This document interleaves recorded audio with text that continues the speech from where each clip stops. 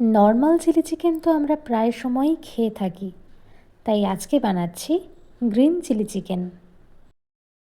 Green chilli chicken বানানোর জন্য প্রথমেই 500 গ্রাম বোনলেস চিকেন আমি ভালোভাবে ধুয়ে জল ঝরিয়ে নিয়েছি। এরপর ম্যারিনেশনের জন্য পাতিলেবুর রস দেব পরিমাণ মতো নুন, গোলমরিচের গুঁড়ো, আদা রসুনের পেস্ট, আর অতি অবশ্যই যেটা দিতে হবে ধনেপাতা কাঁচা লঙ্কার পেস্ট, একটা ডিম, 3 চামচ কর্নফ্লাওয়ার, 2 চামচ ময়দা দিয়ে ভালোভাবে মাখিয়ে নেব।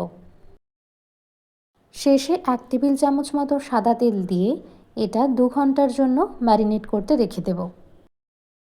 2 ঘন্টা পর কড়াই সাদা তেল দিয়ে তেল গরম হলে তাতে চিকেনের পিসগুলো ছেড়ে দেব।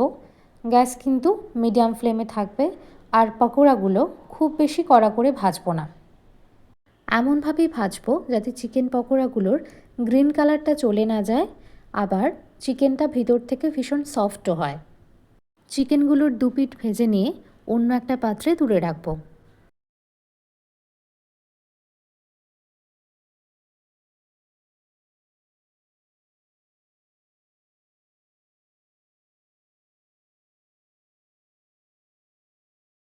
আমি বাকি পাকোড়াগুলোও ভেজে নেব।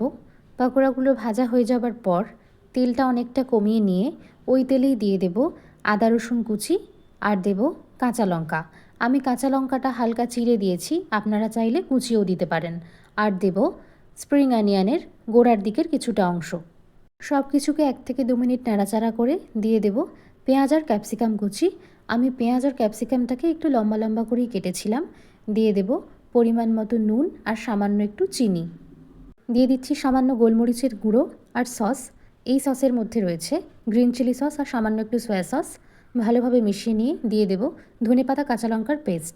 আবারও সব কিছুকে ভালোভাবে মিশিয়ে নিয়ে আগে থেকে ভেজে রাখা পাকোড়াগুলো দিয়ে দেব। চিকেনগুলোকে সসের সাথে ভালোভাবে মিশিয়ে নেবার পর দিয়ে দেব সামান্য একটু জল। ধনেপাতা কাঁচা লঙ্কা যে বাটিতে রেখেছিলাম সেই বাটিটা ধুয়ে একটু জলটা দিলাম। আবারও সব কিছুকে ভালোভাবে মিশিয়ে নিয়ে গ্রেভিটা সামান্য ঘন করার জন্য দিয়ে দেব 1 টেবিল চামচ কর্নফ্লাওয়ার গুলে রাখা জল।